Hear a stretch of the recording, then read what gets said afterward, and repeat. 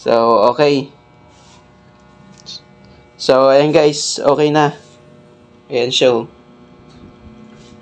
So, ayan guys, welcome back sa ating YouTube channel at sa ating Facebook page. At kung bago ka pa lang dito, nag-upload ako dito ng mga video tutorials about sa mga basic troubleshooting sa pagre-repair ng mga laptop at ng mga printer. At nag-upload din ako dito guys ng mga video tutorials na related sa ICT na talagang pakikinabangan nyo.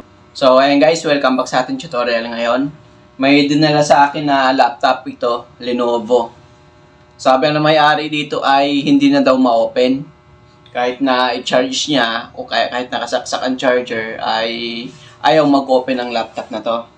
So, ipapakita ko sa inyo guys yung posibleng pwedeng gawin natin para ma-troubleshoot yung mga ganitong issue. Ang isi-share ko sa inyo guys ay mga basic troubleshooting lang guys. So, ito siya guys. I-open muna natin, try natin. So, ayun. Ayaw talaga mag-on.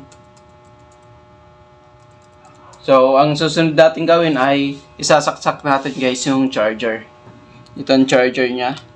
Yan. Isasaksak ko lang sa outlet. So, naisaksak ko na guys. Then, i-connect natin sa laptop. Ayan. So, wala talagang light indicator. Oh, kahit umilaw man lang to. Pero kapag sa mga shop guys, okay, kung may tester kayo, ang una ninyo i-check ay itong charger. Baka hindi na gumagana. Ayaw pa rin talaga mag-on. So, ngayon ay wala naman tayong tester pang check. Try natin yung mga basic troubleshoot. Walang ilaw, i-on natin. Ayan, wala. So, kapag ayaw guys, ang gagawin natin, i-remove natin yung charger, then i-hold natin yung power button ng 45 seconds. So, i-hold ko guys, 45 seconds.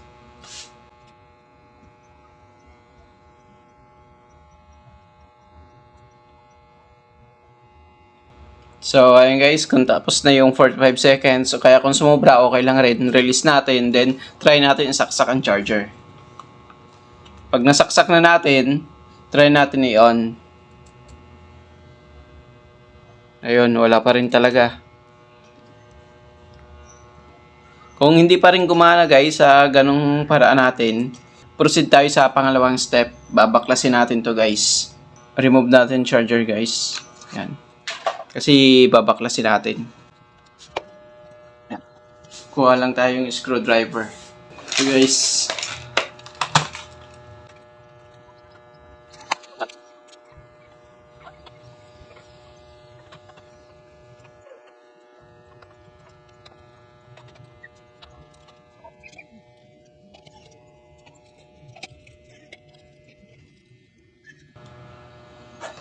then bubuksan natin to guys.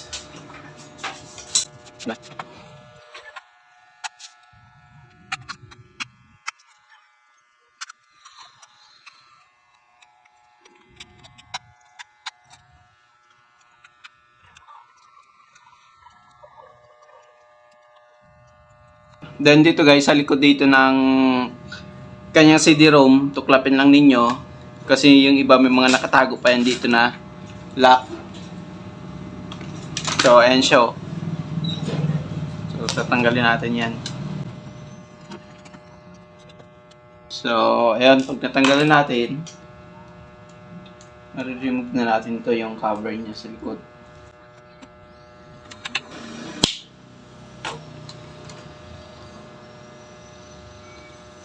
So, ayan. Tanggal na natin. Ang susunod natin gagawin dito guys ay tatanggalin natin yung connection ng battery. So, itong battery. Tanggalin natin connection niya sa motherboard. So, ito. Ito yung connection nyo. Tatanggalin lang natin yan.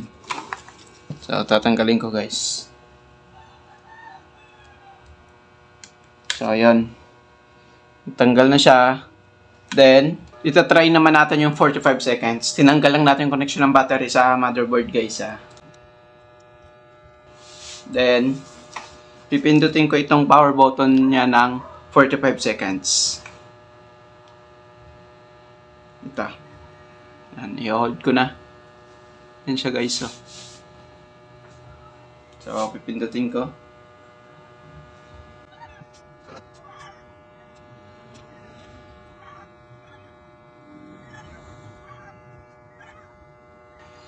So, ayan guys, 45 seconds na.